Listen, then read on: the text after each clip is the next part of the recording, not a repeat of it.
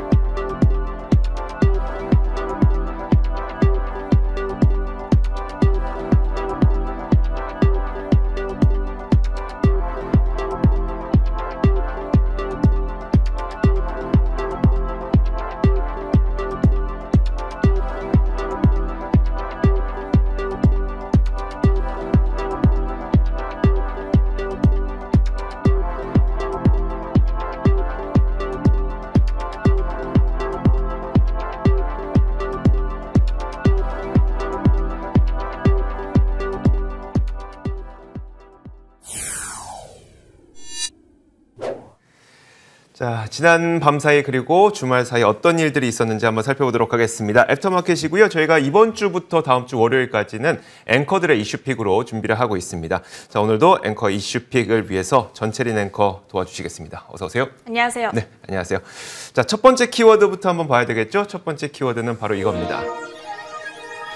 자, 영화관이 살아있다라는 건데 사실 스파이더맨 개봉 소식은 많이 들어보셨을 거예요. 네, 저 지금 무지 기대를 하고 있습니다. 그러니까요. 근데 이제 저도 사실 최근에 영화관을 가본 적이 없어서 얼마나 분위기가 좋아졌는지 모르겠는데 제가 불과 한 달 전쯤만 하더라도 팬데믹 때에 비해서 상당히 많은 사람들이 영화관을 방문하는 걸 저는 본 적이 있었거든요. 근데 지금 미국도 굉장히 많은 분들이 현재 미국 영화관을 실제로 방문하고 있는 것 같습니다. 자, 많은 분들이 기다리던 이 마블 시리즈의 신작이죠. 스파이더맨 노 웨이 홈. 이 영화가 개봉 첫 주말 박스오피스에서 역사상 세 번째를 기록했습니다. 금액 규모로는 2억 5,300만 달러를 기록했는데 자, 이번 기록은 팬데믹을 떠나서 그냥 영화 역사상 세 번째 높은 박스오피스를 기록했기 때문에 이 스파이더맨의 신작 영화가 개봉 초반부터 엄청난 흥행을 거두고 있다는 것을 보여줍니다. 자, 뿐만 아니라 오미크론 변이가 확산되고 있는 와중에 많은 사람들이 영화관을 직접 방문하고 있다는 것을 의미하기 때문에 물론 오미크론 때문에 많은 분들이 사회적 거리두기를 해야 되는 것은 분명하지만 방역수칙을 준수하는 가운데서 많은 분들이 실제로 영화관을 방문하고 있다. 이렇게 보시면 될 것 같습니다. 자, 주말 박스오피스가 집계되기 전부터 사실 이번 영화는 조짐이 상당히 좋았습니다. 개봉을 했던 게 목요일이었으니까 목요일부터 금요일까지 첫 이틀 동안 박스오피스가 1억 달러를 돌파했었는데요. 팬데믹 이래 박스오피스가 개봉 첫 이틀 동안 1억 달러를 돌파한 영화가 없었습니다. 그렇기 때문에 이번 기록은 영화관 산업이 팬데믹에서 본격적으로 벗어나는 신호탄으로 좀 해석되기도 했었고요. 박스 오피스가 1억 달러를 돌파했다고 말씀해 주셨는데 우리한테는 이게 정확히 같은 개념이 없다 보니까 네. 이게 얼마나 대단한 건지 잘 체감이 안 되거든요. 얼마나 대단한 겁니까? 그러니까요. 개봉된 지 이틀 만에 박스 오피스 1억 달러를 돌파했고 그리고 개봉 첫 주말 3일간을 좀 포함해 보면 2억 5,300만 달러를 기록했다는 건데 자, 이게 스파이더맨의 기록이 얼마나 대단한 것인지 제가 표를 통해서 좀 보여드릴게요. 이게 그 첫 주말 박스 오피스가 2억 달러를 넘었던 영화가 몇 개 안 됩니다. 8개밖에 안 됐었거든요. 지금 화면에서 보시는 것처럼. 자, 그런데 이번에 집계된 2억 5,300만 달러의 첫 주말 박스오피스는 3위를 기록하는 겁니다. 그래서 스파이더맨이 역사상 3번째로 높은 첫 주말 박스오피스를 기록하는 영화로 등극을 하게 된 거고요. 근데 이 그 리스트를 쭉 보시면은 1위가 어벤져스 엔드게임, 그리고 2위가 어벤져스 인피니티 워, 3위가 스파이더맨, 4위가 스타워즈, 5위가 스타워즈인데 스타워즈가 어디에서 배급하는지 아세요? 어디죠? 이것도 디즈니입니다. 아, 정말요? 이것도 다 디즈니고요. 디즈니네요. 자, 그리고 그 다음으로 보이는 쥬라기 공원은 6위를 기록했는데 이게 유니버설 스튜디오이기 때문에 이것 빼고 그 다음으로 보이는 게 또 어벤져스고요. 디즈니죠. 그리고 8위가 블랙팬서입니다. 디즈니죠. 네. 9위가 라이온 킹입니다. 이것도 디즈니. 10위가 어벤져스 에이지 오브 울트론. 이것도 엄청나네요. 디즈니. 그러니까 첫 주말 박스오피스를 기록했던 10개, 그러니까 역사상 10개의 그 영화 가운데 9개가 디즈니예요. 그러니까 디즈니의 어떤 콘텐츠에 대한 막강한 영향력을 보여주는 게 이 순위인 것 같고요. 자, 이 소식은 두 가지 측면에서 모두 의미가 있어 보이는데 최근 마블 신작이었던 어벤져스 이터널스가 상당히 좀 실망스러웠었어요. 하지만 마블과 스파이더맨에 대한 인기가 식은 건 아니라는 점에서 디즈니의 어떤 콘텐츠 그 파워에 굉장히 큰 의미를 줄 수가 있겠고요. 또 이번 스파이더맨 신작은 디즈니 플러스에서 동시 개봉을 한 게 아니라 오직 영화관에서만 볼 수 있었습니다. 다시 말하자면 사람들이 이제 영화관에서만 느낄 수 있는 감성을 느끼기 위해서 다시 영화관을 방문하고 있다는 거기 때문에 영화관 관련주에게도 분명히 긍정적인 신호탄으로 해석할 수가 있을 것 같습니다. 자, 이렇게 첫 번째 키워드 살펴봤고요. 이어서 두 번째 키워드도 만나보도록 하겠습니다. 두 번째 키워드는 바로 이겁니다. 네, 니오데이로 준비했습니다. 주말 사이에 니오가 니오데이 행사를 가졌고 여기에서 전해졌던 주요 내용들 정리해 드리도록 하겠습니다. 니오데이 행사에서는 일단 니오의 신형 세단 ET5와 개인 맞춤형 AR 글래스가 드디어 공개가 됐습니다. AR, 즉 증강현실은 실제 눈앞에 보이는 우리의 시야 위에 디지털 이미지를 부여하는 기술을 말합니다. 그렇기 때문에 이 AR 글래스를 착용하게 되면 차량 계기판의 모든 정보가 내 눈앞 시야에 보이기 때문에 운전자는 운전 중에 대시보드를 내려다볼 필요 없이 모든 정보를 주행도로 위에서 확인할 수 있게 됩니다. 니오는 AR 글래스의 개발을 위해서 중국의 증강현실 스타트업 N리얼과 파트너십을 맺었는데 앞서 니오의 투자 계열사 니오 캐피털이 이 글래스 개발사인 N리얼에 1억 달러가량을 투자했다는 소식이 전해지기도 했습니다. 니오는 토요일 행사에서 또 다른 중국의 스타트업 놀로와도 VR 글래스를 공동 개발하고 있다고 전했는데요. 가격 및 활용 방법에 대한 세부적인 정보는 아직까지 공개되지 않고 있습니다. 한편 같은 날 공개된 이 세단인 ET5의 가격의 경우에는 배터리가 탑재된 모델을 기준으로 적게는 한 대당 51,250달러에서 시작되고 내년 9월부터 인도가 이루어질 예정이라고 합니다. 지난 10월 니오의 월간 전기차 인도량이 최저 수준을 기록하면서 우려를 모은 바가 있었는데 11월에는 이 인도량이 다시 반등을 했다고 합니다. 그러면서 올해 총 인도 대수가 8만 대를 돌파한 것으로 전해지고 있고요. 또 중국의 승용차 협회인 CPCA에 따르면 니오의 두 가지 SUV 기종이 중국 연간 SUV 판매율 10순위 안에 들었다고 합니다. 그만큼 니오의 전기차가 중국 내에서 다시 회복이 되고 있다는 점이 증명이 된 셈이 되겠습니다. 자, 이런 뉴스들도 굉장히 좋았겠지만 많은 투자자분들이 기다렸던 건 이게 아닐까 싶어요. 독일을 비롯한 유럽 국가에 대한 진출 계획도 이번에 발표했다고 하죠? 네, 맞습니다. 앞서 11월 실적 발표 당시에는 노르웨이를 비롯한 유럽 5개 국가에 진출하겠다라고 밝힌 바가 있었는데요. 이날 행사에서는 내년도 독일과 네덜란드, 스웨덴 그리고 덴마크 시장까지 진출하겠다고 공개를 했습니다. 나아가 2025년까지는 25개국 이상에서 상용화를 목표로 하고 있다고 또 말을 하기도 했는데요. 리오는 실제 올해 유럽 내 전기차 비중이 가장 높은 국가인 노르웨이부터 공략하기 시작했습니다. 노르웨이 오슬로에 현재 플래그십 스토어를 열어서 이 차량을 인도하고 있는 것으로 전해지고 있습니다. 한편 리오의 주가의 경우에는 최근 미증시 상장 폐지에 대한 우려로 다소 부진한 흐름을 보이고 있는데요. 지난주 수요일 TCW 그룹에서 2024년이면 미국 증시에 상장한 대다수의 중국 주식들이 상장 폐지될 거다라는 전망이 나오면서 장중 10%대의 급락세를 기록하기도 했습니다. 더불어 연준의 금리 인상 발언에 타격을 입어갈 이 대표적인 성장주 가운데 하나인 만큼 현재도 주가는 크게 회복하지 못한 채 30달러 수준에 머물러 있는 모습 확인이 됩니다. 그러니까요. 자, 이렇게 아직 성장성은 굉장히 좋지만 여러 가지 외부 변수들 때문에 주가가 별로 크게 오르지 못하고 있는 니오에 대한 이야기 한번 들어봤습니다. 자, 이어서 다음 키워드 한번 보도록 하겠습니다. 다음 키워드는 바로 이겁니다. 급락세 종료라면서 물음표를 세워봤고요. 그리고 텔라닥의 그림이 있죠. 자, 최근 들어서 이 텔라닥은 대표적인 성장주 가운데 하나입니다. 그리고 대표적인 기술 성장 적자 기업 가운데 하나이고요. 그러다 보니까 최근 움직임이 상당히 좋지 못했었는데 지난 금요일에 이 텔라닥의 주가가 12% 가까운 급등세를 보여서 참 이게 어떤 이유일까 한번 분석해 볼 필요가 있을 것 같습니다. 사실 누가 뭐래도 그 주가 하락의 대표 주자 가운데 하나가 원격 의료 전문 기업인 텔라닥인데 텔라닥은 지난 2월 고점 대비 66%나 하락해 있는 상태입니다. 기업 가치가 고점 대비 거의 3분의 1 토막밖에 안 남아 있는 상태죠. 이처럼 처절하게 급락한 주가가 반등했다고 하니까 반갑긴 한데 그 이유가 무엇인지가 아직 불분명해서 그게 불분명하다면 이게 데드캣 바운드인지 아니면 앞으로 반등세를 이어갈 수 있을지 이게 구분이 안 되겠죠. 자, 어쨌든 크게 두 가지 이유가 손꼽히고 있습니다. 먼저 첫 번째 이유는 바이든 대통령의 기자회견이 손꼽히고 있는데요. 바이든 대통령은 이날 오미크론 변이 바이러스의 현재 상황에 대한 기자회견을 진행을 했고 그 자리에서 미국은 심각한 질병과 사망의 겨울에 직면해 있다고 얘기를 하면서 감염이 확산되고 있고 더 늘어날 것이라고 설명했습니다. 동시에 뉴욕타임즈에서는 일평균 확진자 수가 12만 4천 명을 기록해서 2주 전에 비해 31%나 늘었다고 보도했고요. 또 WHO에서도 오미크론 변이가 델타 변이보다 전파력이 높다고 얘기를 하고 있긴 합니다.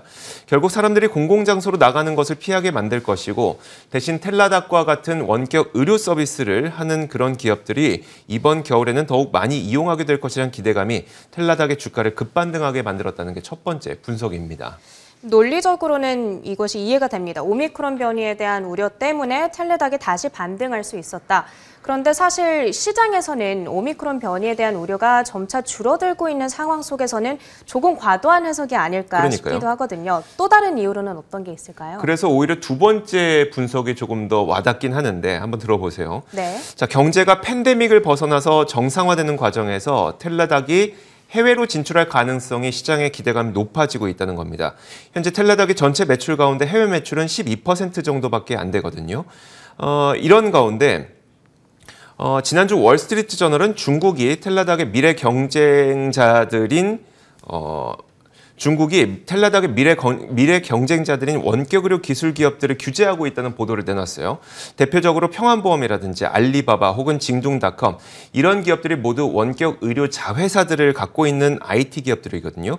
근데 월스트리트 저널은 이들은 올해 최악의 수익률을 기록한 IT 기업이라고 덧붙였는데 중국이 이들 기업을 규제함으로써 이들의 기업 성장이 정체될 수밖에 없겠죠. 그렇다면 이는 장기적으로 텔라닥과 같은 원격 의료 기술 기업들의 경쟁자를 중국이 스스로 없애주는 격이기 때문에 텔라닥이 해외로 사업을 넓히는데 훨씬 더 수월해질 것이라는 기대감이 작용을 했다. 이런 분석입니다. 사실 이 두 가지 이유 모두 애써 해석해보자면 맞는 말도 같긴 하지만 뚜렷한 급반등의 이유로 되기는 좀 어렵긴 하거든요. 어쨌든 이들이 본격 반등한 것인지 아니면 데드캣 바운스였는지는 이건 앞으로 좀 더 지켜봐야 될 문제일 것 같습니다. 자, 이렇게 지난 금요일에 어떤 일들이 있었는지 살펴봤습니다. 지금까지 전체린 앵커 수고하셨습니다. 고맙습니다. 감사합니다.